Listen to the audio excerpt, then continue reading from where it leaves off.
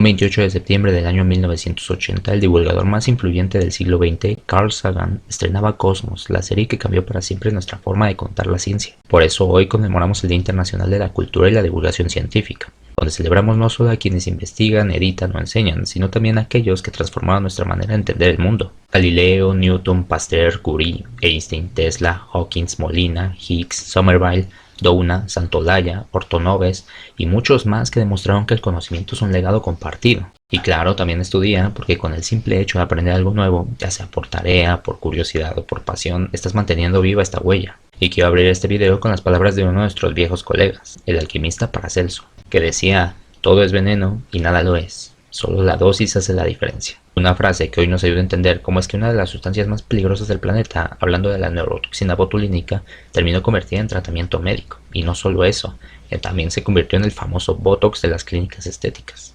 Pero ¿de dónde salió esta toxina y por qué un microbio en el suelo produce el veneno natural más potente que conocemos? ¿Y cómo pasamos de embutidos contaminados en Europa del siglo XX a faciales en Hollywood?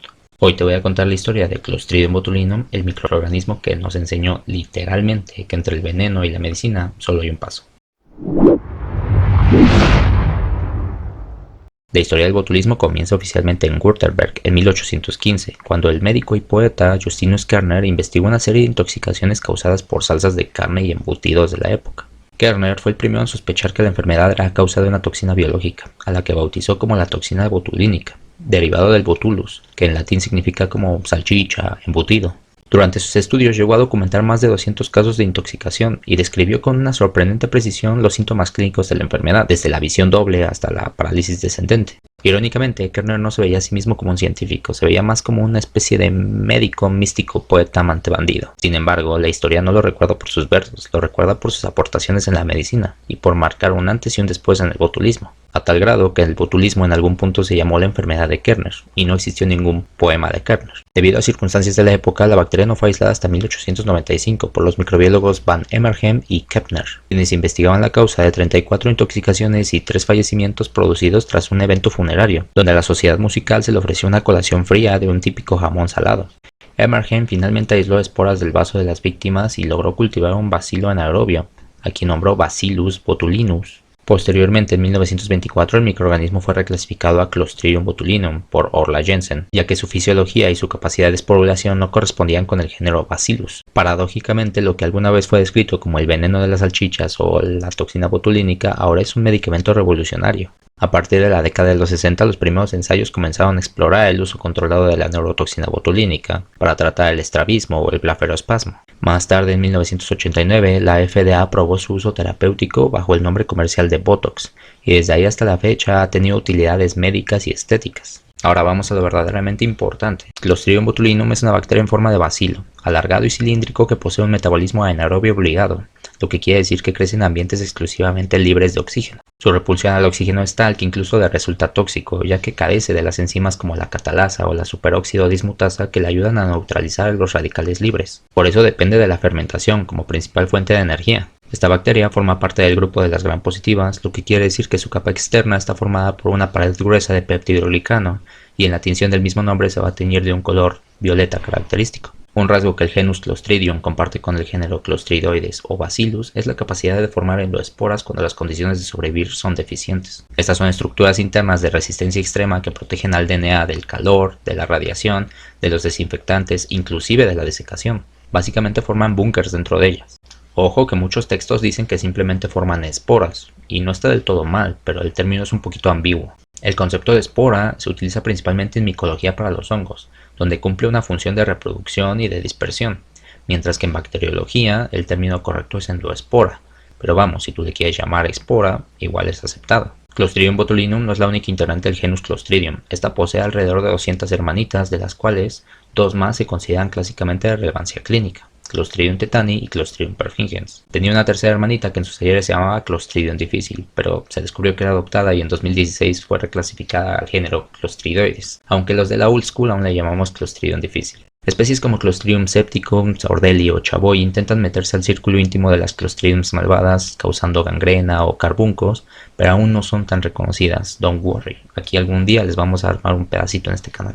Ahora, como parte general de su taxonomía, Clostridium botulinum pertenece al filum Bacillota, anteriormente conocidos como Firmicutes, de la clase Clostridia, del orden Clostridiales y de la familia Clostridiaceae. Un aspecto interesante acerca de la taxonomía de Clostridium botulinum es que se ha demostrado que más que una sola bacteria es un complejo formado por 4 grupos de clostridios, cada uno asociado a un serotipo de la neurotoxina, que van desde la A a la G. Esto en realidad complica demasiado el estudio clásico de Clostridium botulinum, por lo que aquí trataremos a Clostri como una sola bacteria y no como un complejo de un chingo de clostridios. Si te interesa saber de qué churro me fumé para decirte todas estas tonterías, en la bibliografía vas a encontrar a mis dealers Eklund y colaboradores, quienes hicieron estudios genéticos para tirar toda mi semana de estudio a la basura. Ahora, hablando un poquito más acerca de epidemiología, Clostridium botulinum es una bacteria cosmopolita, lo que quiere decir que sus endoesporas están presentes en el suelo y en los sedimentos marinos de prácticamente todo el planeta. Esta bacteria también es considerada un patógeno estricto, lo que quiere decir que de ninguna manera es candidato a formar parte de la microbiota normal del cuerpo humano, no aporta nada a nosotros y no existe ningún escenario posible para una simbiosis natural. Los principales reservorios de Clostridium botulinum, como ya lo mencionamos, es el suelo y los sedimentos marinos. Sin embargo, los enlatados mal procesados, los alimentos mal cocidos, las conservas artesanales mal almacenadas y las verduras sin lavar o mal cocidas son su vía de transmisión más directa para acceder al cuerpo humano, puesto que aquí la endoespora germina, produce la toxina y listo, tienes un veneno listo para atacar. Es obvio que los adultos conscientes no andamos por ahí metiéndonos tierra a la boca, salvo que seas político, pero los infantes sí. Ellos suelen llevarse cualquier cosa que encuentran a la boca y esto por mucho es la principal causa de botulismo, de ascariosis, de toxoplasmosis, de amebiasis, de trichuriasis y básicamente de otras 200 más. También se ha descrito el acceso de la endoespora de Clostridium botulinum al cuerpo a través de las heridas o soluciones de continuidad de la piel. Algo muy común en heridas provocadas por caídas sobre superficies sucias, el consumo de drogas intravenosas y con mucho menor frecuencia en cirugías con deficiente esterilización del material quirúrgico instrumental, algo muy raro pero se ha descrito. También es posible contraer botulismo por inhalación, siendo el único caso la exposición a aerosoles. De hecho, el botulismo se ha integrado en algunos países como arma biológica, pero vamos, si vas a elegir, Bacillus anthracis es un poquito más elegante. En cuanto a la incidencia mundial, el riesgo de contraer botulismo alimentario es extremadamente bajo, teniendo una media de 0.6 casos por cada millón, o sea, un quemonito por cada millón de personas, siendo las toxinas A, B y E las principales causantes de estos casos. Y bueno, ya que mencionamos las toxinas, hablemos un poquito más acerca de la patogenicidad de Clostridium botulinum, o realmente de la neurotoxina botulínica, ya que la endoespora por sí sola no representa ningún peligro. De hecho, si un humano sano ingiere las endoesporas, estas pasarían rutinariamente a través del cuerpo y se secretarían de manera normal sin causar ningún daño, ya que el intestino saludable no es un lugar propicio para la germinación de las endoesporas, excepto en casos de disbiosis intestinal. Ahí sí rezala tu santo. La neurotoxina botulínica es el principal factor de virulencia y el agente causal del botulismo. Además, actualmente es considerada la neurotoxina más potente del mundo y una de las sustancias más peligrosas jamás antes descubiertas. Es una metaloproteasa de zinc capaz de cortar las proteínas SNARE en las uniones neuromusculares, impidiendo la señalización celular y provocando parálisis muscular. Las proteínas SNARE son aquellos ganchos que permiten que una célula, como la neurona, libere sustancias al medio extracelular, en este caso neurotransmisores, que serán captados por células musculares u otras neuronas para llevar a cabo un estímulo, llámese sonreír, parpadear o respirar. Cuando la neurotoxina botulínica corta estas proteínas, ni aunque la célula se despolarice como 20 veces, va a poder liberar estas sustancias, como la acetilcolina, que es esencial para la contracción muscular. Esto produce a nivel general que el paciente sufra de parálisis en los músculos faciales y a largo plazo disfunción en los músculos respiratorios, lo que puede llevar a un fallo respiratorio y a la muerte. Existen 7 tipos de la neurotoxina botulínica, enlistados de la A a la G, además de sus variantes, como la A1, la A2, la A3, la B1, B2, B3, etc. Y dependiendo de la neurotoxina que secreten, van a derivar los grupos del complejo de Clostridium botulinum que mencionamos antes, ya que cada una de las toxinas va a tener variaciones en los aminoácidos que la conforman. En cualquiera de los casos, las neurotoxinas van a tener una sensibilidad a los medios muy ácidos o muy básicos, teniendo una estabilidad en un pH de 5.6. Puede resistir temperaturas muy bajas e inclusive la congelación, pero es sensible a cambios repentinos y repetidos de congelación y descongelación. También se considera una toxina termolábil, ya que puede resistir hasta temperaturas de 85 grados centígrados durante 5 minutos antes de desnaturalizarse, mientras que enterotoxinas como la de Staphylococcus aureus pueden resistir hasta 100 grados centígrados por 30 minutos. Digo, no es competencia, pero Staphy lleva a otro punto. Entonces tú me preguntarás, Dani bebé, ¿cómo es que sobrevive si se destruye básicamente con todo? Sencillo, trae chaperonas, nunca viaja sola. De manera natural está unida a un complejo de neurotoxina progenitora o PTC, que incluye proteínas asociadas a la toxina no tóxicas conocidas como NAPs, que son hemaglutininas y no hemaglutininas. Estas acompañantes protegen a la neurotoxina del pH estomacal, de las altas temperaturas y de las proteasas presentes en los jugos pancreáticos. Además guían a la neurotoxina a su punto de encuentro y le cuentan cuentos mientras duerme. Ahora, hablando Hablando de la bacteria en sí, la mayoría de las cepas poseen flagelos perítricos, lo que le proporciona movilidad en casos de germinación. Además, son gelatinasa y lipasa positivas, lo que le permite obtener energía de alimentos como la gelatina o la leche. Pueden fermentar la glucosa, la lactosa, el manitol y en algunos casos la maltosa, claro, dependiendo completamente de la cepa. La principal afectación y más clásica que produce Clostridium botulinum a través de su neurotoxina es el botulismo alimentario, una enfermedad potencialmente mortal y neuroparalítica que afecta a humanos y animales vertebrados. La dosis letal de la neurotoxina en humanos es de 1 a 2 nanogramos por kilogramo de peso corporal a través de vía endovenosa o por inhalación, por lo que bastarían aproximadamente unos 70 microgramos por vía oral para causar la enfermedad. Los síntomas inician durante las primeras 12 y 36 horas tras la ingesta de la neurotoxina, aunque se han reportado casos en los que inician antes, y estos van desde náuseas, vómito, mareo, menor salivación, constipación, retención urinaria y sequedad bucal por inhibición colinérgica. Esto progresa rápidamente a manifestaciones clínicas más agresivas como la visión borrosa seguida de diplopía, disfagia, caída de los párpados superiores, parálisis descendente simétrica y, de no ser atendida, un paro respiratorio que puede llevar a la muerte.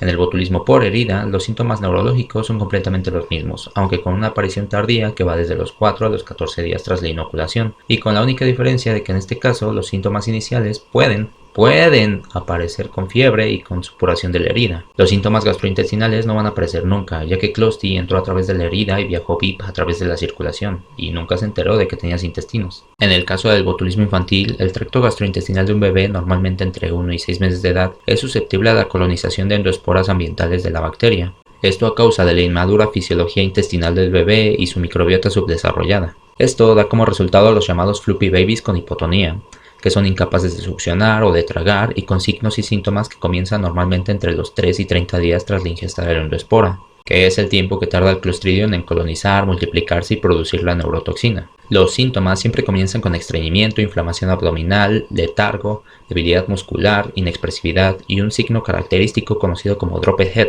o cabeza caída, donde la debilidad muscular del cuello es tal que el bebé es incapaz de mantener el peso de su propia cabeza, y sin tratamiento esto puede progresar a dificultades respiratorias. En cualquiera de sus formas, el botulismo puede ser letal si no se diagnostica y trata a tiempo. Por eso, una detección temprana no solo es crítica, sino es la diferencia entre la vida y la muerte. Para esto, el diagnóstico del botulismo comienza con lo más importante, la historia clínica y la entrevista al paciente. La observación de signos como la flacidez, párpados caídos, visión borrosa o parálisis descendente ya orientan a la enfermedad. Y si además hay antecedentes del consumo de enlatados, embutidos, pescado o conservas caseras, el diagnóstico se vuelve cada vez más claro. Y en los bebés las señales son muy particulares, la famosa postura de floppy baby, el estreñimiento y la exposición a la miel o a la tierra son básicamente la luz verde para el botulismo infantil.